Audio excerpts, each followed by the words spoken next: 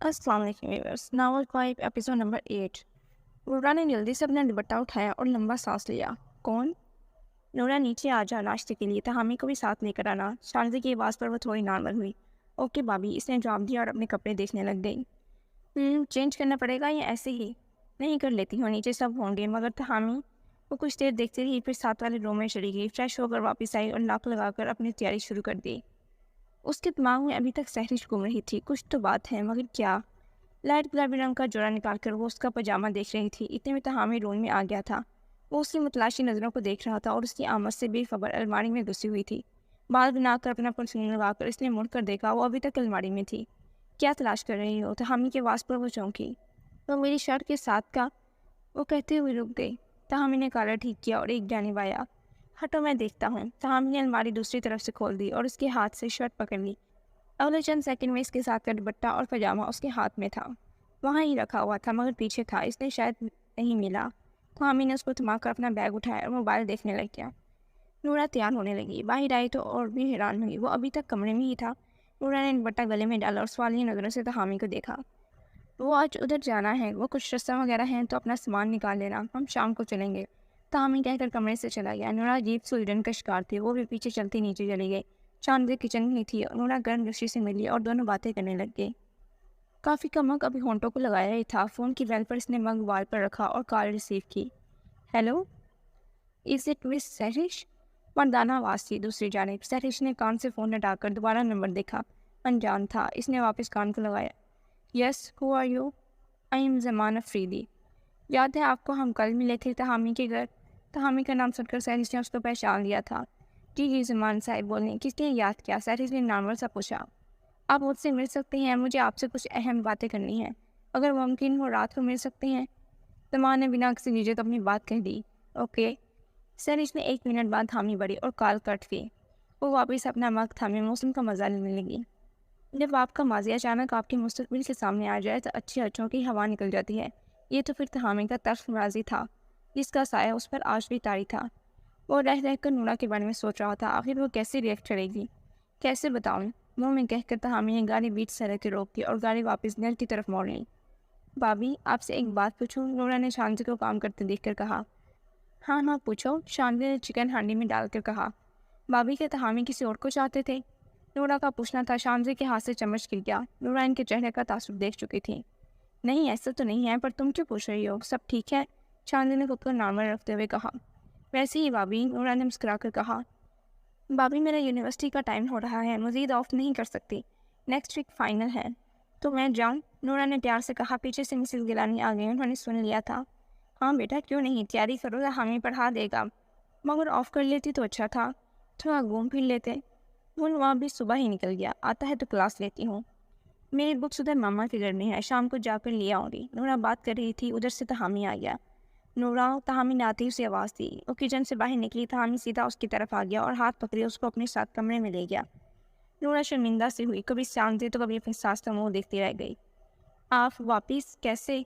मुझे बात करनी है, बल्कि ऐसा करो, सामान उठा लो, जो लेना है, हम उधर जा रहे हैं, तुम्हारी मामा की तरफ। तहामी की इस कदर रफ्तार पर वो और परेशान हो गई, मगर बोली कुछ नहीं। अपना बैग, फ़ोन और चादर लेकर वो नीचे उसके साथ उतरी। फिर तहामी ने उसको हाल में छोड़ा और खुद अपनी माँ के कमरे में चला गया।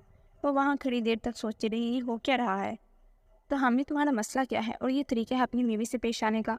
शगुफ्ता और शानदार दोनों उस पर बरस रही थी। मम्मा, अभी के लिए नूना को आंटी के घर छोड़ रहा हूँ, उसके नेक्स्ट वीक फाइनल है, इसलिए और कोई बात नहीं है। इसने संजीदगी से कहा और बाहर आ गया। इसके पीछे शानदार भी थी। तहामी, रुको। जी भाभी, सैरिश माजी थी और नूरा तुम्हारा आज और कल है। तुम किन चक्रों में, मुझे नहीं पता, मगर जल्दबाजी और किसी किस्म की बेवकूफ़ी में अपना घर मत तोड़ लेना। नूरा बहुत मासूम है। कहकर वो रुकी नहीं, बल्कि वहाँ से चली गई थी। तहामी ने एक नज़र हार न करे उस लड़की को देखा, जो इन सब बातों से अनजान थी। फिर अपने अंदर के तूफान को रोक कर उसकी जानिब बढ़ गया। चलें, मैं सबसे मिल तो लूँ। नूरा कहकर किचन में शान के पास चली गई और तहामी बैग लेकर बाहर गाड़ी में। बादल की गट समझ से मौसम अब बारिश में बदल गया था, जो आहिस्ता आहिस्ता तेज़ होती जा रही थी। तहामी अपने ध्यान गाड़ी चला रहा था, जबकि नूरा की नज़रें खिड़की से बाहर बारिश पर थी। सिग्नल पर गाड़ी रुकी और एक बच्चा भागकर फूलों के गजरे लेकर आ गया। उसको देखकर नूरा के चेहरे पर मुस्कान आई। तहामी ने उस बच्चे से सारे गजरे खरीद लिए थे। सबसे ले लिए। बारिश हो रही है ना, वो छोटा सा तो है, अपने घर जाए। अब कहाँ इस मौसम में रहेगा तो बीमार हो जाता। تاہمی نے نرمی سے بتایا۔ وہ مسکرا دی اور کچھ ہی دیر میں وہ عزیز ہاؤس پہنچ چکی تھی۔ ہیلو، سہرش فاتح دیکھ اٹھ کر کھڑا ہوا۔ وہ اس کو دیکھ کر جلدی اس کے پاس آ گئی۔ ہائے، پاس آ کر سہرش نے کہا اور اس کے سامنے چیئر پر بیٹھ گئی۔ ہاں جی مسٹر زمان، کیا بات کرنا تھی آپ کو؟ سہرش سیدھا پوائنٹ پر آئی۔ ارے کچھ کھا لیں پھر بات کرتے ہیں، زمان نے مینیو کارڈ اٹھا کر کہا۔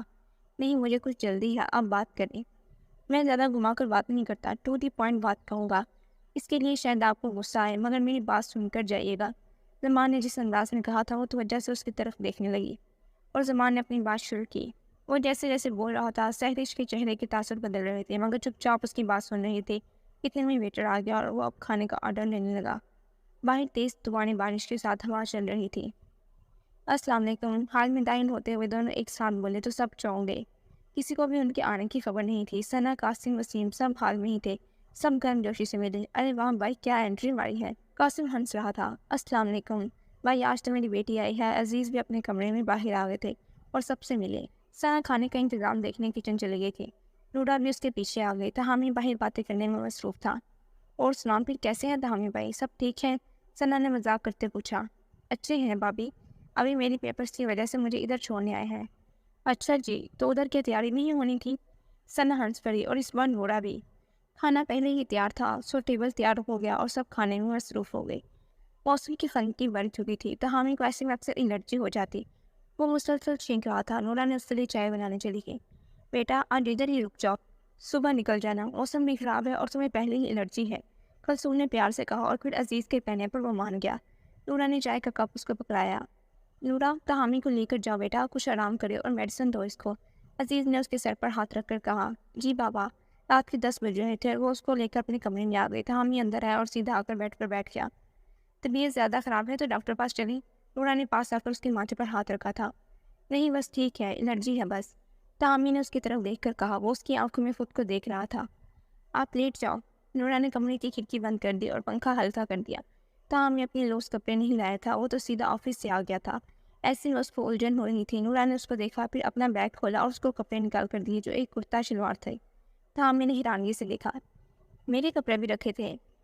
ہاں، وہ مما کہتی ہیں اپنے کپڑوں میں ایک جوڑا چھوڑ کا رکھنا چاہیے، کبھی بھی ضرورت پڑ سکتی ہے، اس نے جس معصومیت سے کہا اس رشتے کا بتایا تھا۔ تہامی نے مسکرا دیا اور جا کر کپڑے بدل کر باہر آ گیا۔ وہ اپنی ٹیبل پر کتابوں میں بزی ہو گئی۔ تہامی لیٹ گیا۔ ابھی آدھا گھنٹہ ہوا تھا کہ لائٹ بند ہو گئی۔ نورا نے اپنا موبائل نیچے چھوڑ دیا تھا۔ تہامی سو رہا تھا، اس کو کھڑکی پر سایہ نظر آنے لگا۔ وہ زمان کا سوچ کر کانپ رہی تھی۔ چلتے ہی وہ بیڈ پر تہامی کے پاس آ رہی تھی کہ کسی سے ٹکرا گئی اور چیخ مار دی۔ نورا، میں ہوں۔ تہامی نے اس کو دونوں بازو سے پکڑا۔ اس نے آنکھیں کھولی تو موبائل کی لائٹ آن تھی۔ اس کی آنکھوں میں موٹے موٹے آنسو تھے۔ وہ بنا کچھ سوچے تہامی کے سینے سے لگ گئے اور پیچھے سے کرتا زور سے پکڑ لیا۔ پلیز میرے پاس رہو۔ رونے میں اس نے تہامی کو اور پاس کر لیا تھا۔ میں ادھر ہی ہوں، ڈرو مت، ابھی لائٹ آ جائے گی۔ تہامی اس کے بالوں میں ہاتھ پھیر رہا تھا۔ مجھے لگا کوئی، نورا نے ہولے سے کہا۔ میں ہوں، میرے علاوہ کوئی نہیں ہے، تہامی نے پیار سے اس کے بال سے ہلا کر کہا۔ صرف آپ؟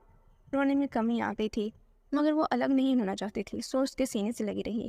تہامی اس کو باہوں میں بڑے بیڈ پر بیٹھ گیا تھا۔ اس کی قربت میں سکون تھا۔ تہامی وہ ایک نظر اپنی باہوں میں قید اس لڑکی کو دیکھا جس پر اس کا پورا حق تھا۔ وہ چاہ کر بھی الگ نہ ہو پایا۔ اس لمحے وہ صرف پورا کو دیکھ اور سوچ رہا تھا اور پھر ویسے ہی نیند گئی۔ رات کی کسی پہر لائٹ آئی، دونوں بے خبر نیند میں تھے۔ تہامی کو موسم کی وجہ سے الرجی تھی، وہ سکون سے سو رہا تھا۔ نورا کی آنکھ کھلی اور جس حالت میں تھی اس سے باہر نہیں آنا چاہتی تھی۔ اس نے آگے ہو کر تہامی کی گال پر ہونٹ رکھ دیے اور پھر خود ہی شرما کر پیچھے ہو گئی۔ مجھے نہیں پتا تھا مجھے آپ سے محبت بھی ہو سکتی ہے، میرے لیے اتنے خاص ہو سکتے ہو۔ ہم کیوں نارمل نہیں رہ سکتے؟ مجھے آپ کے ساتھ ہمارا رشتہ شروع کرنا ہے تہامی، مگر ڈرتی ہوں کہ اگر آپ… وہ اس کو دیکھ کر کہہ رہی تھی، پھر ہاتھ اس کے ماتھے پر رکھ کر پاس چیک کرنے لگی۔ بالکل بچوں والا سین ہے آپ کا تہامی، بخار بھی ہو گیا، مگر میں نہیں چاہتی مجھ سے دور جاؤ۔ کیا ہم ایسے نہیں رہ سکتے؟ اس کی گال پر اپنے انگلیوں سے حرکت کرتے نورا کی آنکھیں پھر آنسوں سے بڑھ گئی تھیں۔ تہامی نے نیند بھی انگڑائی لی اور اس کی کمر کے گرد گیرا تنگ کرتے اور پاس ہو کر سو گیا۔ وہ اس کے بالوں میں ہاتھ پھیر رہی تھی۔